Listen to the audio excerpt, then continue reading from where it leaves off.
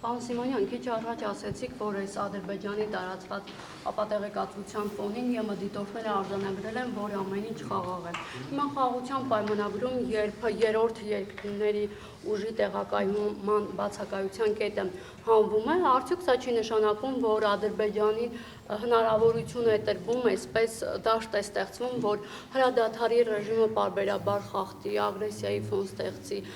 եւ նմանատիպ ապատեղեկատվություն տարածի։ Նախ եւ առաջ հիմա եկեք ֆիքսենք, որ եթե Ադրբեջանին այդքան անհանգստացնում են Եվրոմիության դիտորդները քաղաքացիական, ինքն է այդ դիտորդներին այլևս պահում Հայաստանի եւ Ադրբեջանի սահմանում, որովհետեւ այն պահից սկսված, երբ որ ինքը կստորագրի, մեր պայմանավորվածությունը կմտնի կողմանի մեջ, ուժի մեջ։ Երկրորդը, եթե խաղաղության պայմանագիրը ստորագրելուց հետո էլի պետք է հարձակում տեղի ունենա Հայաստանի Հանրապետության վրա, եվրոդիտորդների ներկայության ժամանակ էլ տեղի կունենա այդ հարձակումը։ Ինչ տարբերություն։ Եթե փաստաթուղթ ես ստորագրում, պայմանական գնում ես,